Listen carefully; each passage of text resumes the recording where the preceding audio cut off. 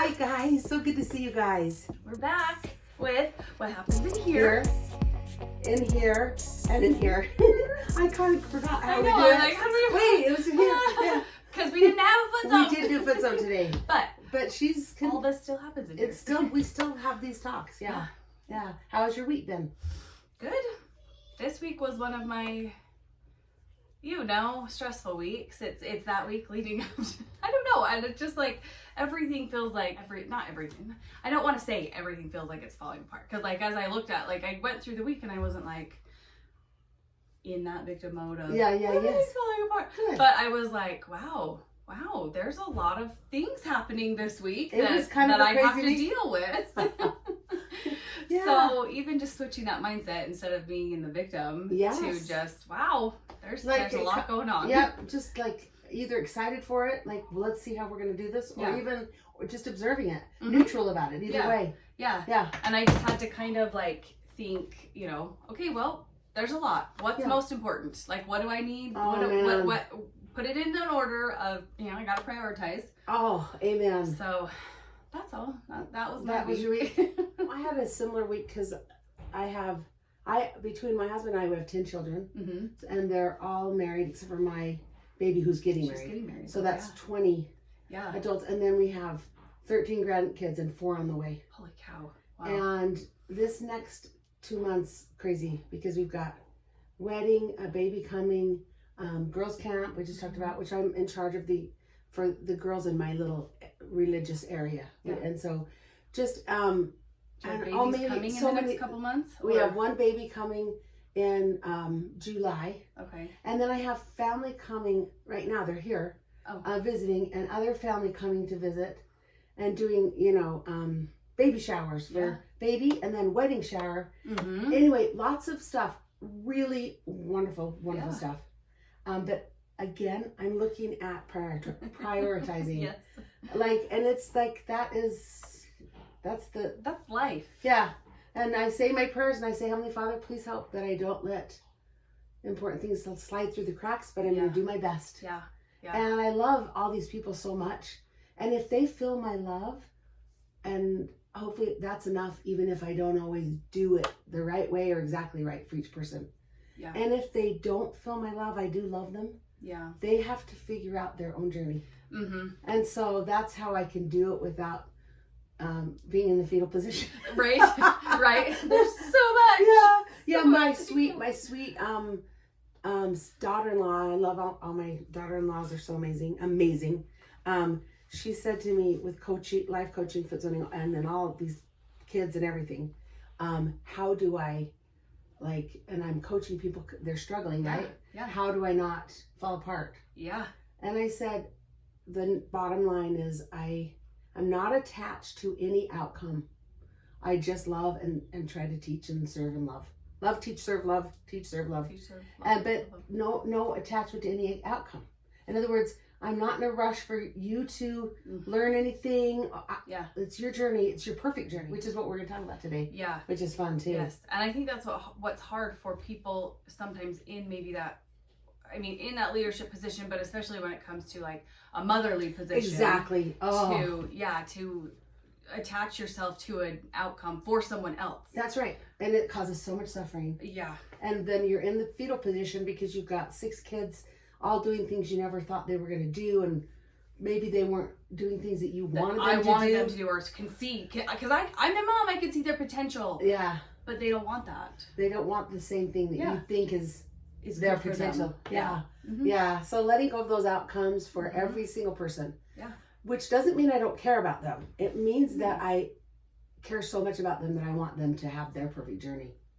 Yeah. And so it's not saying I don't care. Yeah. Yes. It's like no, I'm gonna love you with all my heart, without expectation, which we'll have to do sometime one as well. Yes. Yeah. I care enough about you to not force you to do something you don't want to do, to just let you flourish and do your journey. Yeah. Amen. Yeah. I don't want to get in the way of their journey with God, because it's God's business. Yeah. I'll serve, and if God directs me to do something, I'll try my best to do it. Yeah. But I don't want to get in the way. Yeah. So that's what I told my daughter-in-law, I said, I'm not attached to anyone's outcome. Like, if they don't want to do the things that I thought were great, or if they came for advice, whatever it is, Yeah.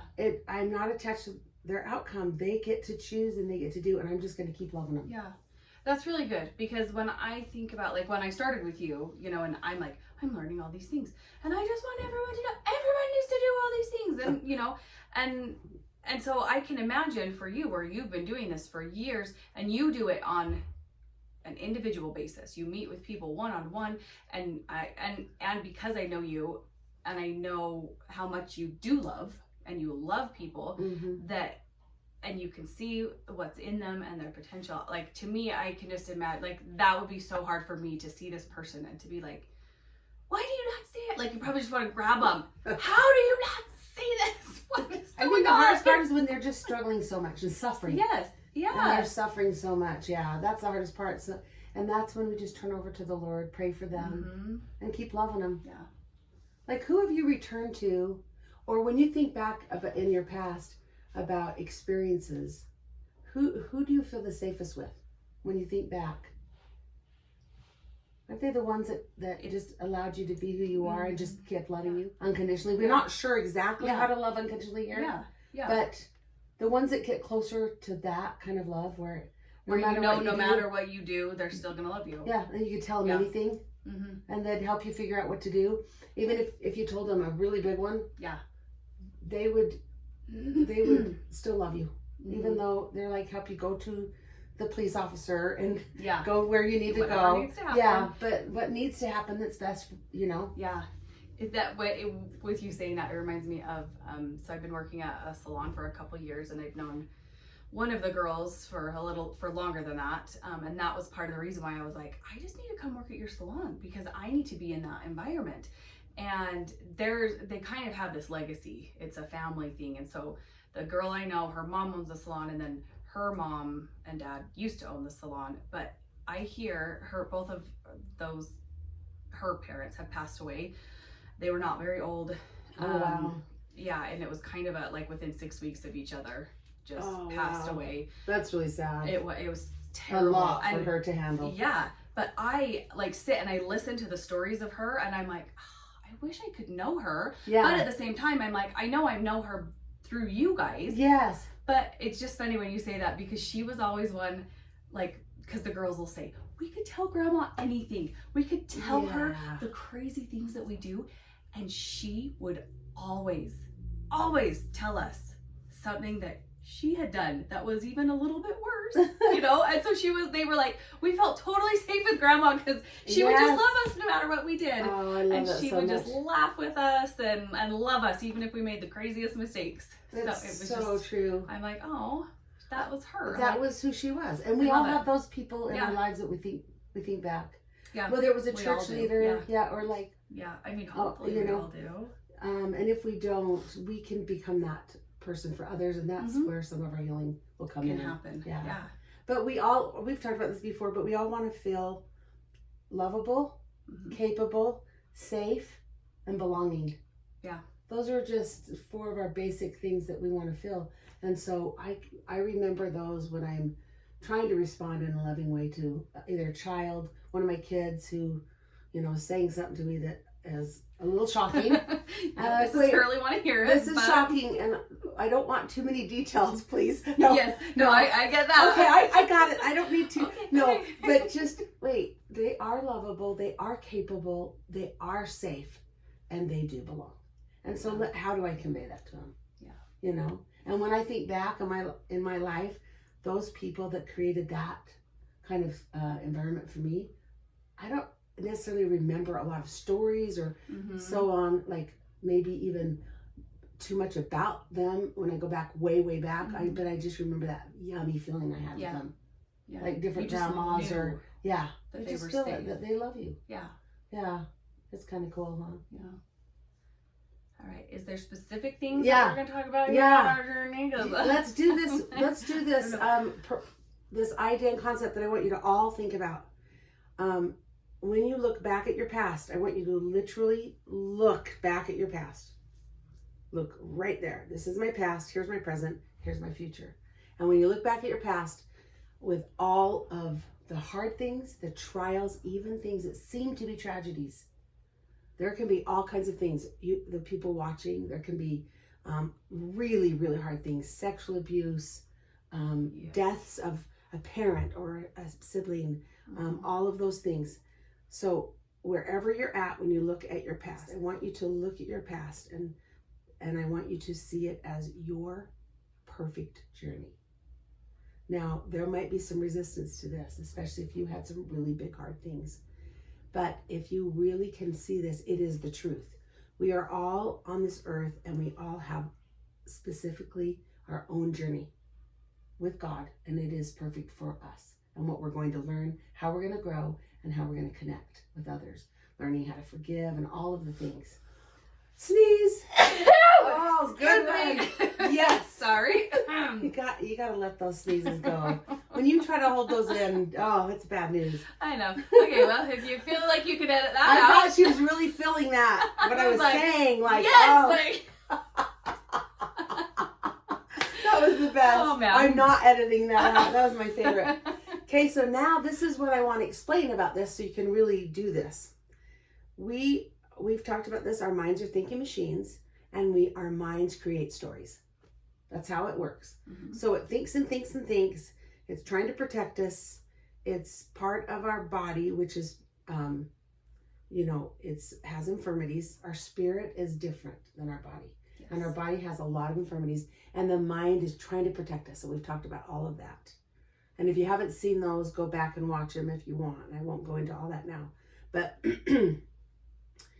as it creates the story, that's how our brain works. It creates a story and it fills in the gaps to make sense of our story. And we delete things, we distort things, and we diminish things to make it more simple, our story. Yeah. So we've talked about this before. If we're focusing on the good things, that's what we'll see. That's how we'll fill in our story. Yeah. If we're focusing on the negative things and in that victim mode, we'll create a story like that. So as Byron Katie, who we talked about, goes into the prisons to talk to these people who are, some of these criminals are suffering so terribly because of their past, they can't think of one positive thing in their past, because that's why. They are in that victim mode. My life was the worst, and I'm a victim because my parents did this, and then when she starts to get them to see, oh wait, there's some positive things in there, they can kind of turn it around, and they can have these major changes. But if you think about people that have been through hellish things, tragedies, really, all of these abuse things, and they didn't end up in prison, and they're actually like Tony Robbins, and they're it's all how they told their story. Yeah. It's all how we tell our story. Yeah. So it is really true. This is really true. So I want you to just feel it in your heart. Truth will feel free. It will feel good. Even if it's hard, it will feel good. And the lies will feel icky and sticky. So I want you to feel in your heart, your story and your past has been perfect for you to be right where you're at. Can you feel how that is true? Mm-hmm.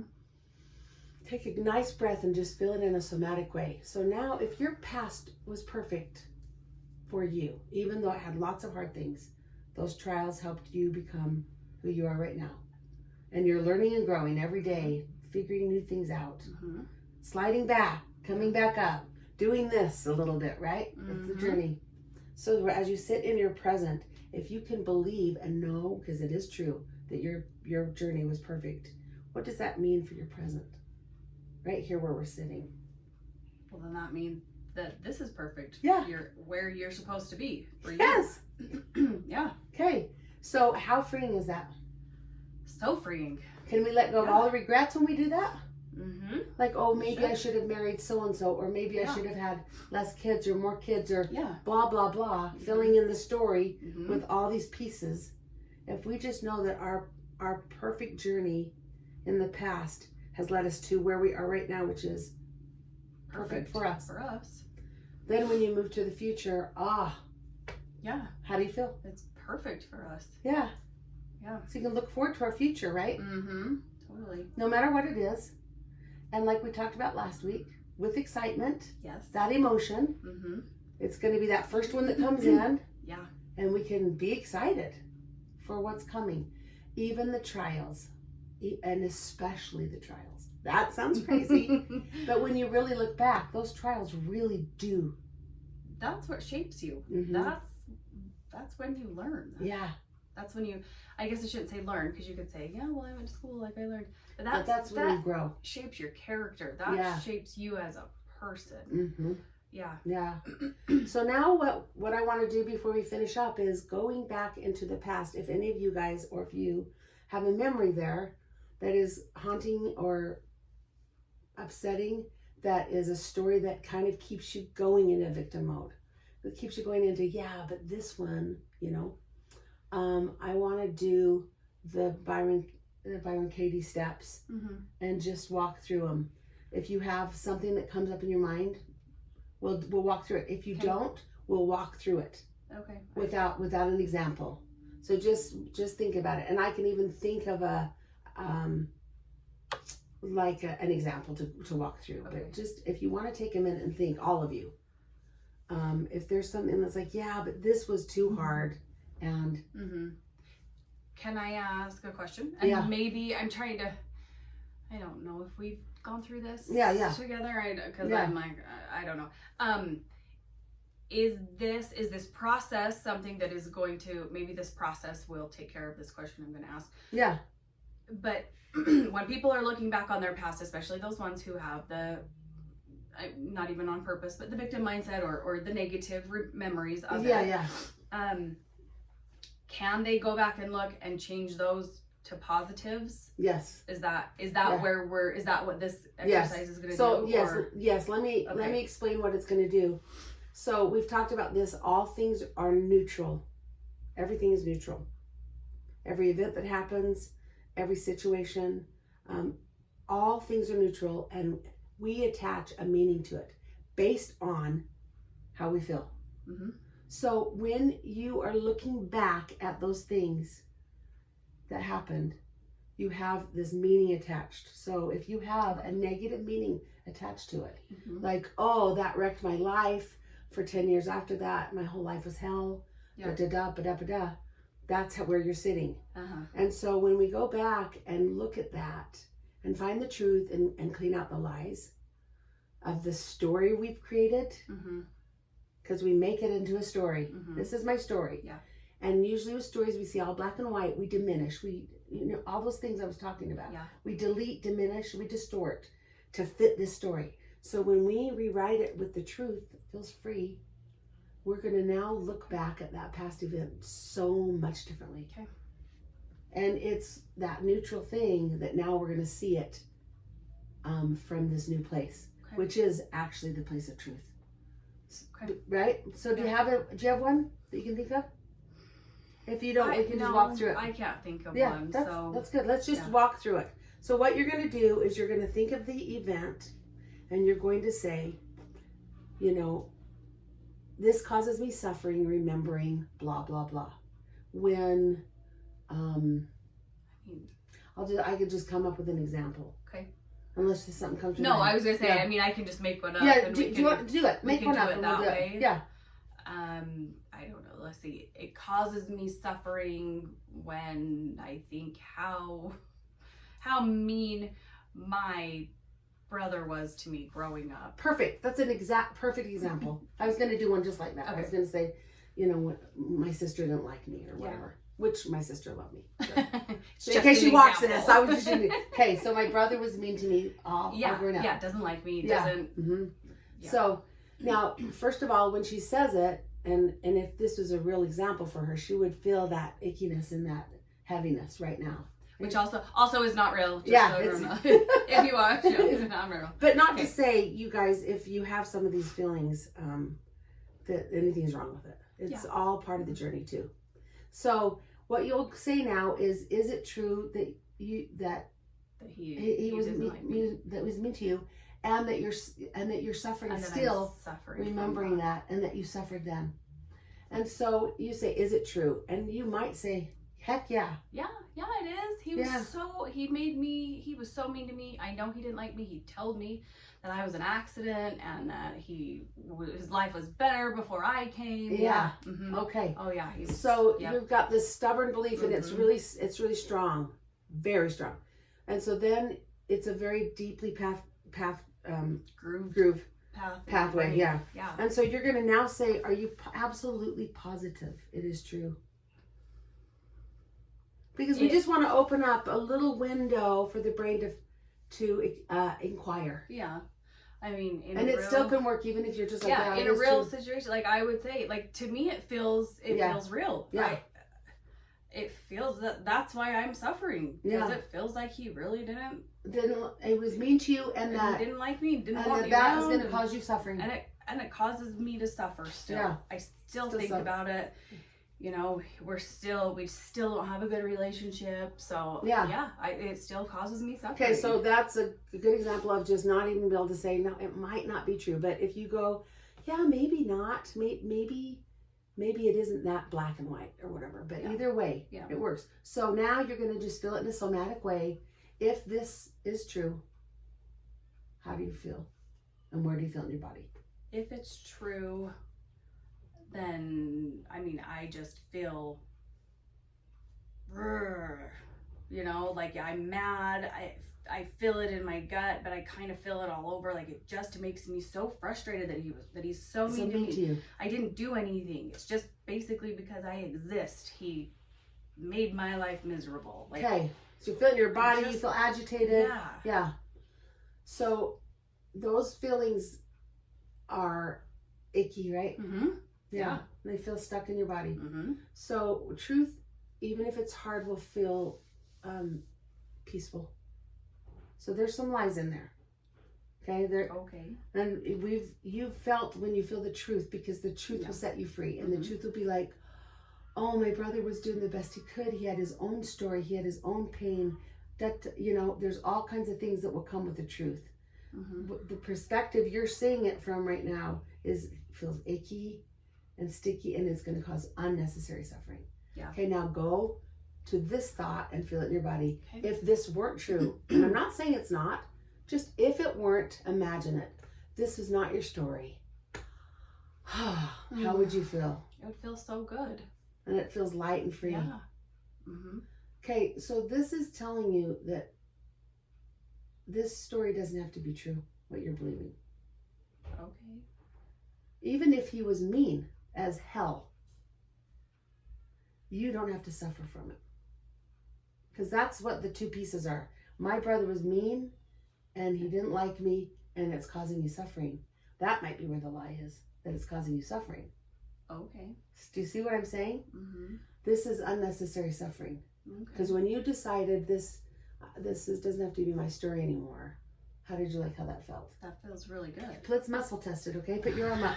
This is really cool. So I'm suffering because my brother was mean. Now, this didn't really happen. I don't know to if her. this is really going to work. This isn't going to work, but the idea is she'll push up, and there's so many lies in there, it'll just be weak. Yeah.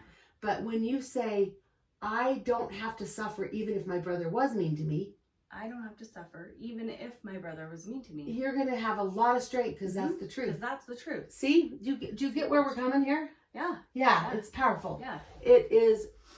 It gives you power and strength in your body. Truth sets you free, and it makes you strong. Yeah. Okay, so now we're going to find the truth by all the opposites. So you're going to find an opposite to that original statement. And there might be several, but you find the ones that fit the most. Okay, so if we say, like what we just said. Yeah. Yes. You know.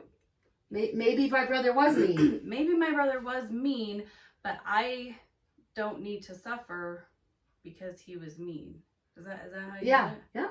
Yeah, exactly. I'm not the truth is, because he was mean. I choose to suffer at his hand. That's in the past. Yeah. There's so many different ways your brain will start to open up. Like, man, my brother must have been in pain to act that way. Yeah. Do you see how it starts to happen? Yeah. Yeah, my brother was in so much pain that he felt he needed to be mean to me. Yeah. I feel bad for my brother now. Yes. And you start to maybe feel some love and compassion. Do you see how all of a sudden you are rewriting that story with truth, compassion, love, giving, higher vibration, instead of reacting, responding? Do you see? Yeah. You're rewriting your past with the truth. Not the black and whites, diminished, deleting, and distorting. My brother was always mean. All of a sudden your brain will start to remember nice times. For the first time. Yeah. All of a sudden you'll go, oh God, he came to every single one of my ballet concert or ballet recitals. Yeah. And he always brought flowers. Like, you'll start to remember all of these wonderful things. Now, maybe you won't. Maybe he really was a turd the whole time. But that again, that compassion will come in. Yeah, you'll start to feel. It's not about you, it's about him, his pain. You'll start to understand that he's in pain and he's on his own journey. Yes, and exactly. And he's on his perfect journey. Now, this is so perfect. So you'll find some of these opposites and you'll get to the one that just feels so free, where you go, oh, that's it. I did suffer because he was mean a lot of the times, but I don't have to suffer anymore because I understand it better now. He was just a kid working through his own dilemmas. Yeah. And maybe you know some things about him now. Yeah. That, like, maybe you know some things about some struggles he had in his heart, that he had conflicts or whatever. Yeah. And then all this love and compassion comes. He's on his perfect journey, and so are you. And now, because you went through that, you're a more compassionate person. Yeah. And now when you see your children and their struggles, there might be ways you can help them that you would not know how to help them. Yeah. If this had not happened. Yes. Therefore, your perfect journey. It's amazing. It's so cool. Yeah. Yeah. So just remember, you're telling stories. You're telling stories. So let's look. So if you're feeling stuck in something from the past, keeping you in a victim mode, get to the place where you understand it is your perfect journey, and work through it with these steps if you want to find the truth and let go of the lies. Bring that compassion in and love your perfect journey. It's awesome. Like, it really is life-changing, mind-changing, life-changing to have that little switch. Yeah. It makes the hugest difference. Yeah, it really does. I hope this helped you guys today, guys. Yeah. It's so fun being with you. Yeah. It's so helpful. It helped me. It does help me because now I'm like, oh yeah, we have done that. And and it really does help though. It helps you to be more compassionate when you're dealing with people who maybe are a little frustrating to you, but to see them in a different light. Yes, and we kind of did this on the spot because we like to do this in a really live way. Yeah. And so we didn't talk about this until she just got I was here. And so now we'll both be able to take time to think of things in our past that we actually do need to work through on our own. Because they're always there's going to be some stuff, right? They're always going to come up. And they will come up. And so we didn't come up with a real example today. We have been coming up with real examples in the past. But on the spot, we didn't today. But there will be real ones. And we can do this beautiful work to rewrite the story. It's neutral. So rewrite it with meaning that is true instead of those lies that just cause so much unnecessary suffering. Yeah. And it's not just past. You did, because she helped me work through a thing that I was going through, like in the moment. I was just so frustrated, and she was like, okay, and we did it, and I was like, oh, okay. So you can use it for everything. Yeah, she did. I remember when we did that in the present, and I normally do it in the present. Yeah. But this is just one you can use for the past as well. If you have things. But I watched it lift from your body. Literally, she was racked with, with suffering. Just like, oh my gosh, this is driving me mad. And at the end, it was like, oh, okay. Yeah, it really does work. Nothing to do with me. Yeah, it's someone else. Yeah. Yep. Yeah. Okay. Oh, so much fun. Much. Yeah.